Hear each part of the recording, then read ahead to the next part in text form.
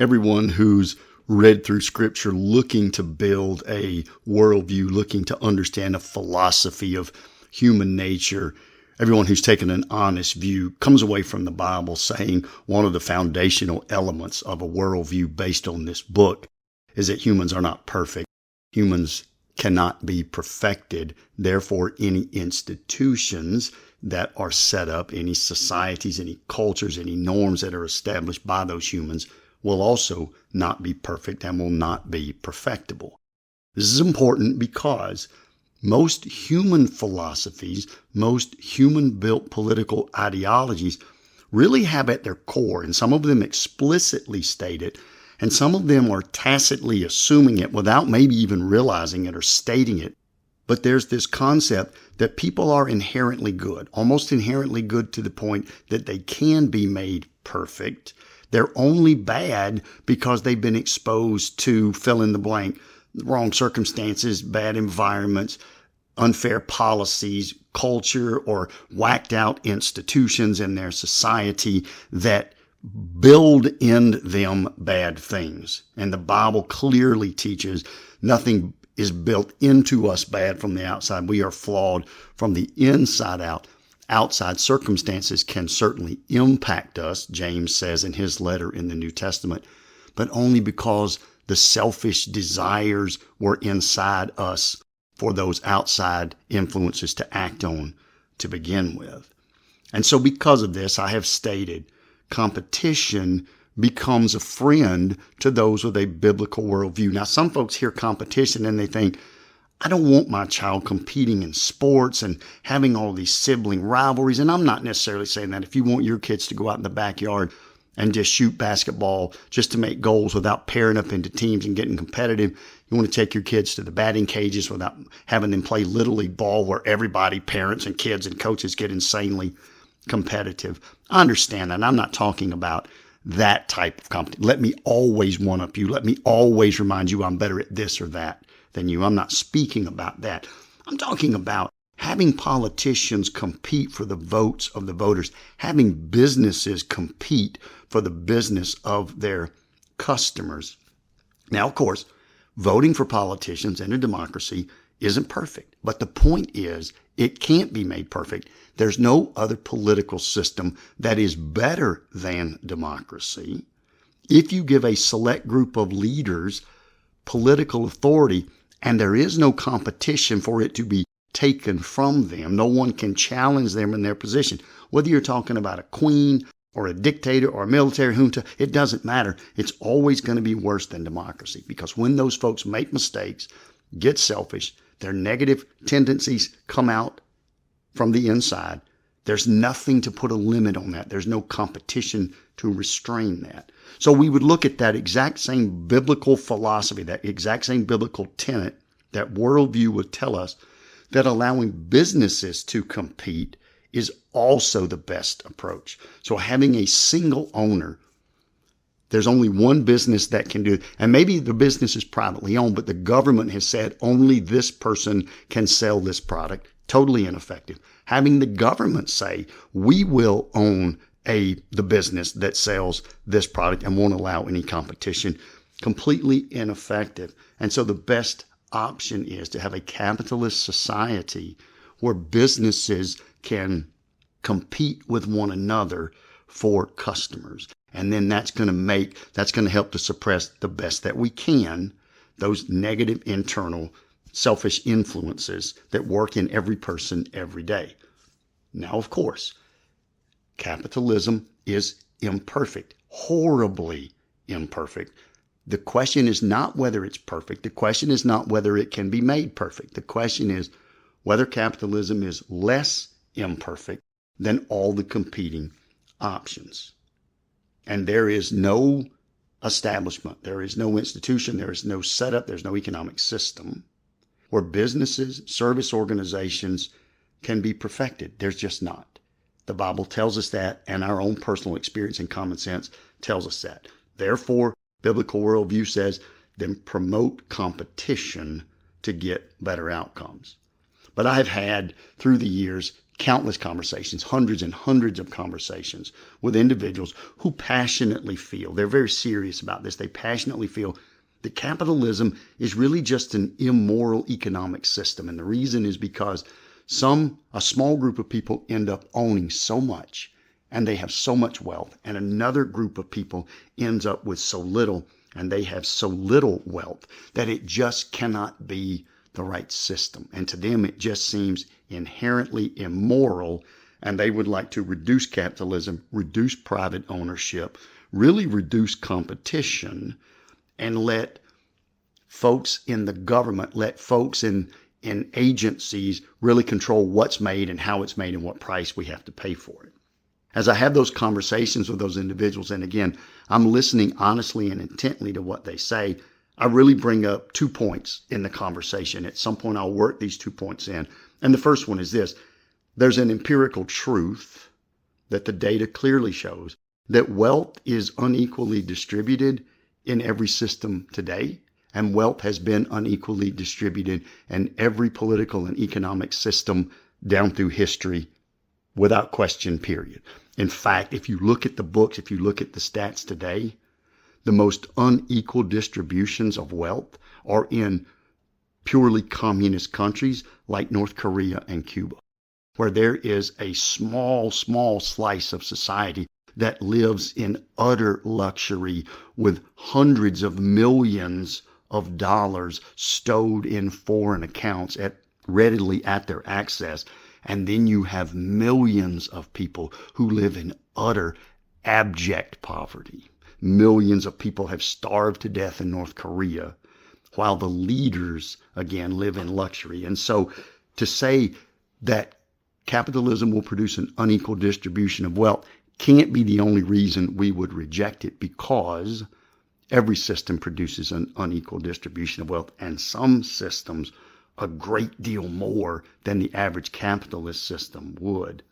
And the second point I always make is that the Bible doesn't condemn private ownership of property. The Bible doesn't condemn this person having $100 in their bank account while this person only has $40 in their bank account.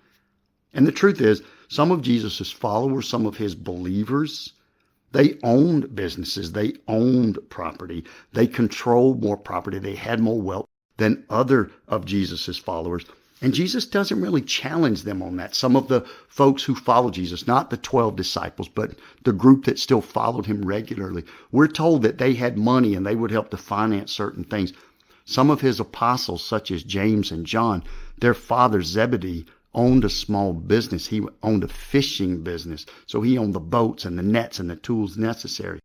While other apostles, Peter and Andrew, for example, they were just employees of Zebedee. They worked for James and John's dad. They didn't own the business themselves. Jesus challenged almost everything that James and John and Peter and Andrew thought and did. He never really challenged this idea that one of them came from a family that owned property and the other one didn't. Now, to be fair, as I bring those points out to folks who find capitalism to be an immoral, almost unacceptable system, they'll generally challenge me back with kind of counters to those two angles. So let me state those counters as honestly as I can. And they'll say something like, Andy, you've got to be kidding me. The Bible has plenty of harsh quotes, not just from Old Testament prophets 4,000 years ago. The Bible has plenty of harsh quotes from Jesus in the New Testament about money and about wealth and about how it controls people and it gets misused by people. And the second counter they always make is, yes, you're talking about Cuba and North Korea. You look at socialist countries like Venezuela. But if it were implemented properly, if it were tried in its purest form, communism would work better than any other economic system. It's just never been given its honest chance to shine. So let's start with the first of those points and read the verses, some of the verses that they would speak about, because they are absolutely right. Jesus has some very blunt comments about wealth and income. Matthew chapter 6 in the Sermon on the Mount, starting in verse 19. Do not lay up for yourself treasures on earth, where moth and rust destroy, and where thieves break in and steal. But lay up for yourselves treasures in heaven, where neither moth nor rust destroys, and where thieves do not break in and steal. For where your treasure is, there your heart will be also. Skip to verse 24 of Matthew 6. No one can serve two masters, for he will either hate the one and love the other, or he will be devoted to the one and despise the other. You cannot serve God and money. Some translations will say you cannot serve God and mammon, which is just a general term for possessions. You go farther, Matthew 16, a little later in his ministry, Jesus asked the question, for what will it profit a man if he gains the whole world and forfeits his soul? Or what shall a man give in return for his soul? They are correct. Jesus is very blunt about wealth and income and how it can distort us, perhaps even take us off a path that would have led to salvation because we truly worship our money more than we worship our God. And from a personal perspective, as a Christian, we should be taking those points very seriously. But here's the difference. We can't let wealth become the center of our life. A believer's life should be based on thankfulness and charity when it comes to our money, not self-importance, self-indulgence when it comes to our money. And for Christians everywhere in the world today, because there are so many things that we want, so many things that we see that others have, our obsession with money, our obsession with our material possessions is a massive struggle for Christians. It is the root of much sinful behavior. Remember, Paul wrote to Timothy, not that money is evil, but that the love of money is the root of evil. And Jesus warns us very bluntly. But here's the difference. Whether I'm in a communist system or a socialist system or a democratic socialist system or a capitalist system with heavy government oversight and regulation or a more free capitalist system, that temptation still exists. So Jesus wasn't saying this will only exist in a capitalist system. Jesus was saying, because of human nature, this is going to exist in any system that you live in. Whatever political or economic system you find yourself under, you still have to say, am I laying up treasures on earth? Are my possessions more important to me? Or is my God more important to me? Will I take the things that I have and be thankful for them and be charitable with them? Or will they reign over me and define me based on my love of them and my self-indulgence? Let me state one more time. The pressure to love wealth more than God, the pressure to use wealth to build myself up, is an equal pressure, is an equal temptation, regardless of the form of the economic system. So what Jesus is saying is, as far as an economic system goes, they're all going to be the same. The difference is going to be some are better at allowing people opportunity. Some are better at eliminating poverty than others. So as one with a biblical worldview, I want to say, I don't want to see people starving to death. I don't want to see children who suffer effects into their adult life because of malnutrition when they were children. I don't want to see elderly folks who can't get their medicine or don't have air conditioning in hot climates or heat in cold climates because the poverty is so wretching in the place where they live. As a Christian, I don't want to see that.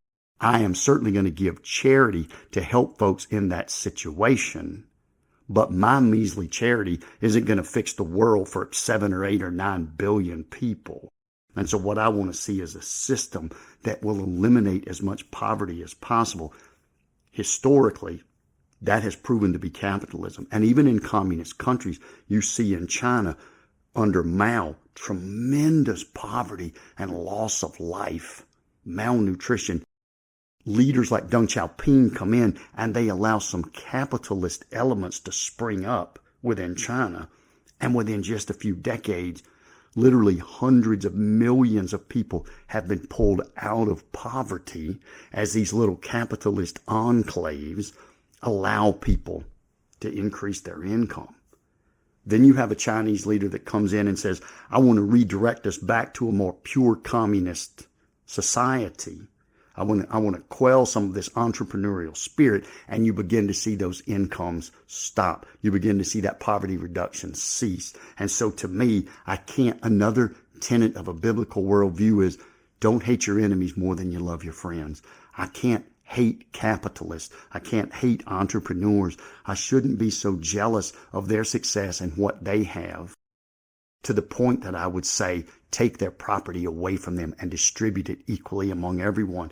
Because when societies have taken property away from the educated and the entrepreneurs and tried to distribute it equally, dozens and dozens of examples, Vietnam and Cambodia, different countries in Africa, as they've done it, what you find is poverty doesn't increase. And after a few years, all of that accumulated capital and possession has now been spent, and poverty actually begins to increase. So I want to love people in need more than I hate people who are successful.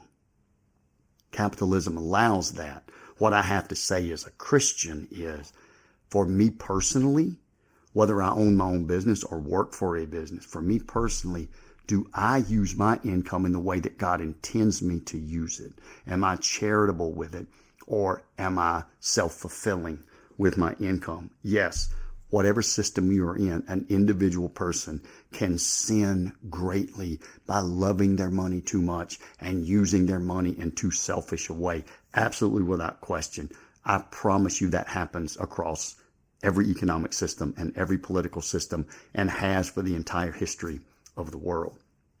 And to the second point, as I've taken my economic history courses, and I've taken quite a few in both undergraduate and graduate classes, looking at economic history, trying to understand what helps people and what doesn't help people. And I see how capitalism has done these great things, and communism in its purest form always reduces economic vitality. I would just say this. The idea that communism would succeed if it were tried in its proper form, that's probably the closest thing to pure fantasy I've ever had someone tell me with a straight face. Here's the honest truth. Communism has been tried in various forms, in various places, under various conditions. And truthfully, communism has probably been tried closer to its purest form than capitalism has ever been tried in its best possible form. And yet, even in the weakened forms in which capitalism has been tried, capitalism always outshines communism. I promise you, there is no setup, there is no system where, if we just tweak that and tweak that, communism would produce the paradise that we all think it's going to. No, there is no system. Communism has been tried, and it's probably been given a more honest run than capitalism has.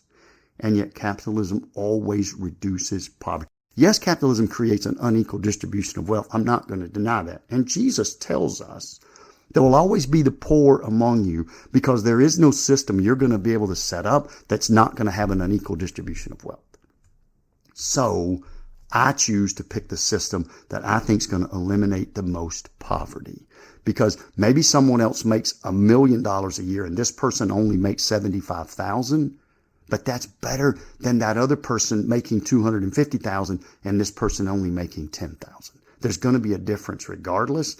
Why bring everybody down if it's going to push millions of people below poverty?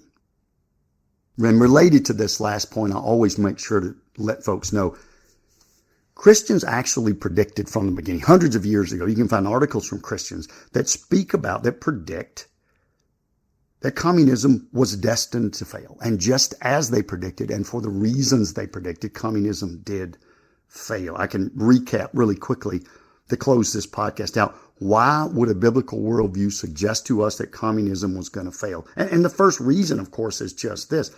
The philosophy, the assumption underpinning communism, that people are close to perfectible. They are perfectible, or they're close to perfectible, that it's society's institutions that matter the most. Change those institutions, and you create a bunch of little angels who freely and gladly share their income equally divided, always, with no fussing and no argument over it. Again, that's just pure fantasy. It is not society's institutions that cause people to act bad. It's our own internal nature that causes us to misbehave. And there is no way we can structure society's institutions that's going to fix that. And every utopian practice that's been tried, there's been utopian societies in America and all around the world. And they all start off and they look beautiful. And some newspaper reporter writes about how great this is. And then within just a few months, those people are at each other's throat claiming this one's doing that and that one's doing that. And the greed and the selfishness come out, not because they didn't set the utopian society up properly, but because they made a faulty assumption about the humans who were involved in the utopian society. Second reason communism was destined to fail. Both Karl Marx and Friedrich Engels, who kind of co-wrote the Communist Manifesto, they spoke of the need to lessen the primacy, to lessen the value of the traditional family, give more control to the government. Friedrich Engels wrote and spoke about it more freely, but Karl Marx said, yes, the most complicated thing for most people to understand about communism is that we want government to take control of children. We want to lessen the value of the family. Why? Well, because if families are teaching these kids things that are making them bad people, if we can get the government, again, this is their words, not mine, to take children over as soon as they're weaned from their mother's breast, we can teach them properly, and then they'll all grow up to be little angels who don't have any selfish impulses. Okay. You're not going to teach anybody to grow up and not have a selfish impulse. And destroying the family is the fastest way to destroy any society you're working in. So whether you're trying to build a political ideology, an economic system, destroying the traditional family is the fastest way to destroy that ideology and that system, plain and simple. And then the third reason, which is a minor reason really compared to those first two, communism was destined to fail because the ideology just assumes that economic differences are the most important metric to people. And for the average person I meet, that's just not true. For those for whom money is the most important, it is the most important thing by far. These people work relentlessly, 80 hours, 100 hours a week, desperately trying to build as much money as they can and desperately trying to show the world, this is how big my house is. This is how long my yacht is. These are the private clubs that I belong to. If anything, as a Christian, I feel bad for those people. It's sad to see people in that situation, but they love money and their identity and their purpose comes from money, and their relative standing compared to other people they think comes from their money, and they become obsessed with it. And on the other end of the spectrum, you've got the people who despise those people. And they think the fact that one person makes $100,000 a year and somebody else only makes $75,000 a year is a horrible misjustice. As a horrible injustice. And they're just determined to see it stopped. Even if it means both people have to go into poverty, at least they're equal. But for the average person I talk to on a daily basis, they don't fit on either one of those ends of the spectrum. Communism assumes that that economic metric is the only thing that matters to people, and therefore people would eventually swell up and there would be this giant riot because there's so few people that own the property and so many people that work for them. But I don't see that. What I see are people saying, I want to be a valuable contributor to my society. I talked to a young lady who said, I want to join the military because I really feel like I want to protect people in America. That's her driving value. She could make more money in business. That's not her driving value. Her driving value was, I want to protect people. I talked to a young man, said he wanted to be a fireman because he wanted a concrete way that he could touch and make his community better. So he wants to be a fireman and put his life at risk for the benefit of others. I've talked to individuals who say, I was born to be a teacher and to educate the next generation. I talk to parents literally every day, and what they want is to raise well-adjusted, spiritually healthy, and mentally and emotionally healthy children. And sure, they don't want their child to die of malnutrition, But having their child grow up and win American Idol or be a billionaire is not their goal. They want a happy, healthy, spiritually, mentally adjusted child. And so again, for the average person I deal with, these economic metrics just aren't the most important thing. And it's not the thing that they're ultimately going to rise up over and want to overthrow the government over and steal all the private property from other people and distribute it out equally. It's just not even on their radar. So let me close with this. For the average Christian, you may support private ownership of property. You may support multiple businesses selling the same product, which is what I support.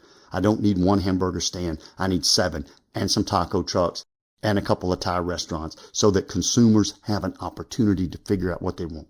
I don't need one person selling blue jeans in my town. I need 50 or 60 stores that sell pants in my town so that consumers, if one person is not doing right, if one business is not being fair, consumers can go somewhere else. I do support that because of the human nature I see defined in the Bible, because of the human nature I see all around me.